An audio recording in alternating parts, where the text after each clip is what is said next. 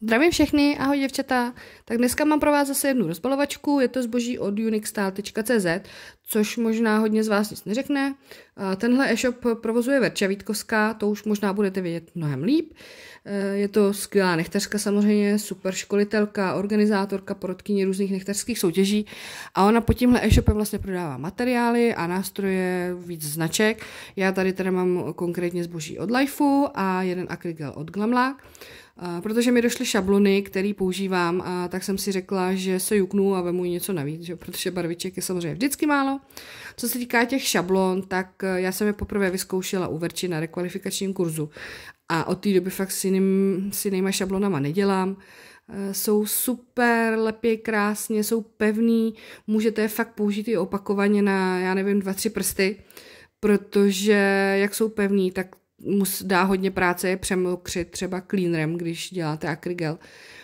A k tomu jsem teda přihodila i ty barvy. Jako dárek jsem dostala pilník, za ten moc děkuju. Co se týká barviček, tak už vidíte, že ty jsou krásný, nádherný, prostě přesně jaký ty letní.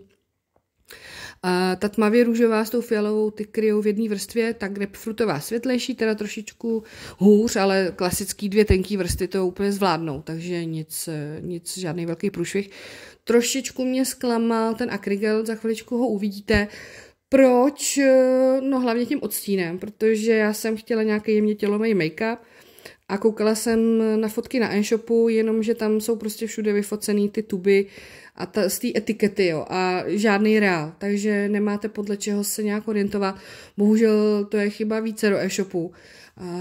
A docela mě to štve, já nevím, v čem je takový problém, dá tam někde nějakou reálnou fotku, protože pak přesně dochází k tomu, že nevím, no, koukala jsem na to, tohle se mi zdálo přesně i podle toho, co hledám, navíc ten akrygel i byl v žebříčku jakože nejprodávanější, říkám super, to je přesně ono, no nebylo, no je takový, mně přijde jako špinavý mléčný, když to řeknu, ani nevím, jak to přesně říct.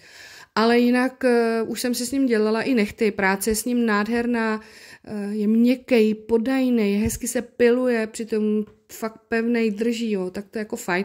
Já ho určitě využiju na klasickou stavbu, tam, kde budu vědět, že se dává normálně celobarva, jo, ale není to prostě to, co jsem hledala a trošičku mě to mrzí, no, ale jak říkám, je to chybka více do e-shopů a není to jako jeden jediný případ, že by to bylo jenom tady.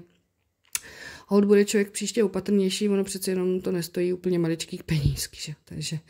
Takže tak. A jinak vám chci teda poděkovat za zhlídnutí a budu ráda za vaše postřehy a komenty a mějte se moc hezky a ahoj!